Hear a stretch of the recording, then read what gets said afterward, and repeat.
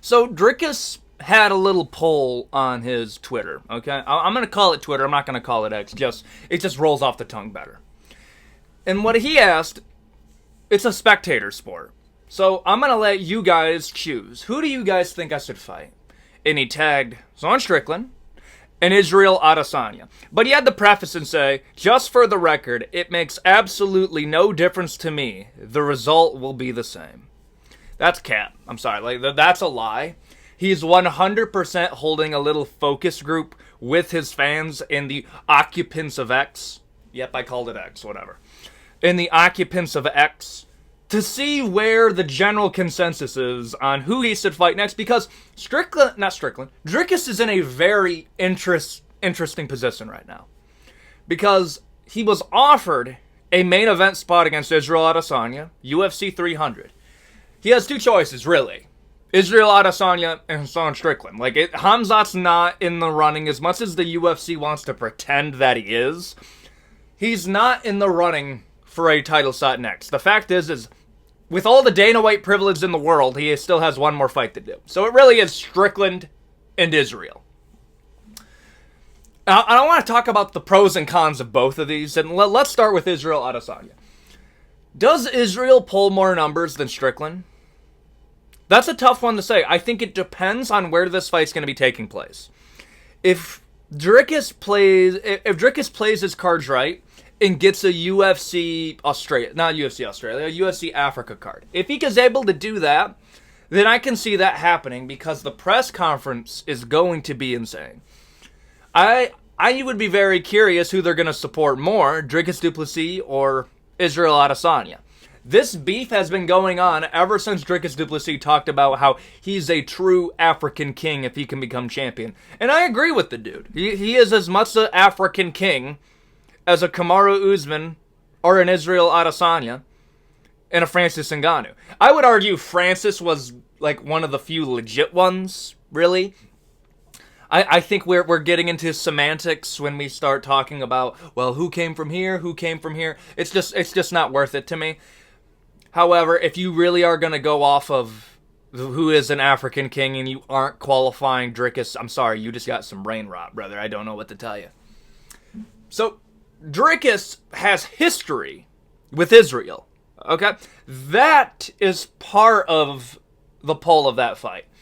Numbers, I think it's the only other fight that would pull similar numbers to a Sean Strickland. You can end the chapter. You can bring the UFC back to Africa. Bring the UFC back to Africa with a guy that claims he is a king from your continent, that being Adesanya. That's something that you can do. There's some pros to that. And if he's able to beat Isreal, that's something that furthers him in his legacy. The fact is he was able to beat Strickland. Strickland was never able to defend the title. Isreal is the second best middleweight of all time. I can't stress that enough. I would hold Anderson Silva just above him, but we can debate that all day. So if he's able to beat Isreal Adesanya, he has a win over Strickland, Isreal has a win over Pereira, and Isreal also has a win over Anderson Silva. You have furthered your legacy by doing so. So if that's the route that we're going to go, then yes, I think that would be something that would help him out. He would also be the guy winning in the press conference. Let's be real here. Isreal Adesanya knows that press conference-wise, he's not going to win anywhere near as much as he used to. You had Strickland and a bunch of other MMA YouTubers make light of the dog video. And then you had you also had other people defending it. It was a whole weird thing. But when it culminates on people at the press conference asking Isreal Adesanya about his dog, you've won the mental warfare. Isreal Adesanya looked like a defeated man in that press conference. He looked like a dude that he was going to play nice as to not get bullied by Strickland because Strickland bullied him on the JRE. That's what Isreal looked like, and I think Israel's aware that he just has a few more fights in the UFC, and he's okay with losing a few press conferences, and he's just not going to engage. Even though, when he's in a place where he knows he can out-smack talk you, there is absolutely zero mercy in mind, because he questioned Robert Whittaker's whole Australian, New Zealander alliance when he wanted to represent Australia when he was from New Zealand, even though Isreal Adesanya had the very same thing happen with New Zealand and Nigeria. So, Israel's a fan of smack talk when he knows he can beat you at it, but if he can't, then it's a low blow. It also gives Dricus now has power over Isreal Adesanya. If you don't know, Isreal Adesanya kind of forced Dricus into a tough spot a while back, and that's why Strickland had to step in. He wanted to force him to fight on about 1 month's notice or 2 months' notice. It was something in that area with a broken hand. And Isreal basically said, hey, I'm the champion. I call the shots. If you don't listen, then I'm going to give it to somebody else. And now Dricus is in that position and is saying the exact same thing to Isreal Adesanya. I'm the champ. I'm the one telling you what to do. You fight when I tell you. Which is a baller move, by the way. But I say giving him a title shot actually plays into that. And that segues into Strickland. What are the pros of Strickland? Strickland versus Dricus du Plessis does sell more. I'm sorry. It does. Strickland, I'm not even 100% sure how. He is a star. Okay? Like, I would argue right now as a figure in combat sports, Strickland is a little bit bigger than an O'Malley. If we're talking about the US market, 100% he is. The fact is, the majority of O'Malley's fans can't buy pay-per-views because, they're under the age of 18. Or they're broke. It's a rough economy out there, I get it. Streaming is easier than it's ever been. Pay-per-views are as high as it's ever been. I'm not shaming you. I barely have enough money to do as that is. But Strickland fans, I feel like a large portion of Strickland's fan base are either edgy teenagers who work the night shift, so they have enough money to pay for a pay-per-view, or are a lot of blue-collar guys that probably have a MIG welder in their garage. They could probably afford those pay-per-views. They're doing pretty well right now. So the pay-per-views are going to come more with the Strickland. But what are we sacrificing? UFC Africa no longer hits nearly as hard as it does.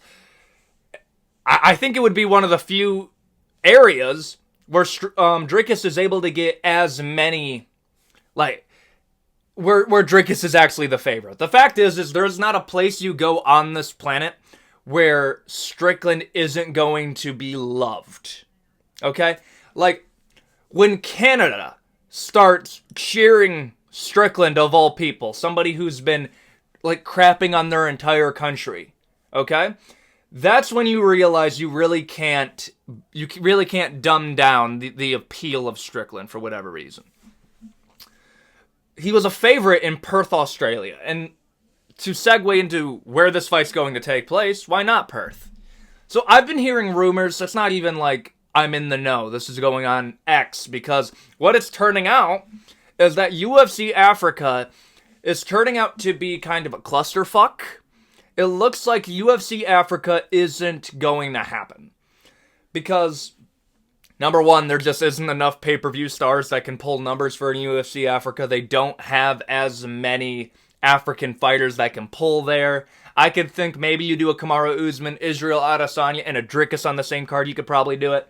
But they have a contractual obligation for a Perth, Australia. I'm not saying we'll never go to UFC Africa. All I'm saying is I don't think that's going to happen yet. We got a lot of cards coming up this year, a lot of big venues. The UFC wants to go to Spain more than they want to go to Africa. Things change, Dricus. I'm sorry. So with what it's looking like is what they offered Dricus is Dricus du Plessis versus Isreal Adesanya, Perth, Australia. And then this tweet came out. Who do you want me to fight, Strickland or Isreal Adesanya? This is where I call cap on it absolutely doesn't matter, because I think he's aware that Strickland versus Dricus in UFC Perth, Australia, does crazy numbers, and the press conferences are going to be better than him versus Isreal Adesanya.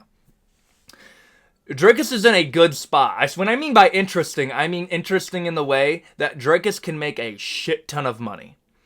But does he want to do a Strickland rematch or an Isreal Adesanya fight? I could think of no better way to stick it to Isreal than to say, hey, buddy, you know how you said I can't fight for the title when I didn't want to fight you with a broken hand? Well, I call the shots now.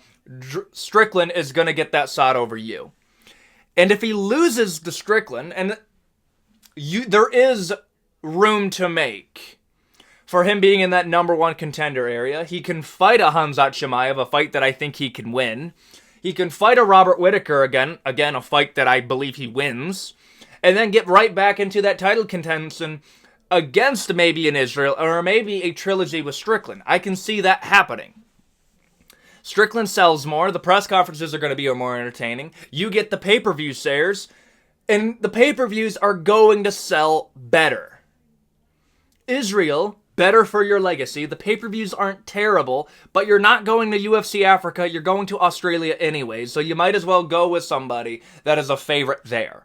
If you don't mind playing, I don't even want to say the villain because people seem... and here's the thing. Dricus is good on the microphone.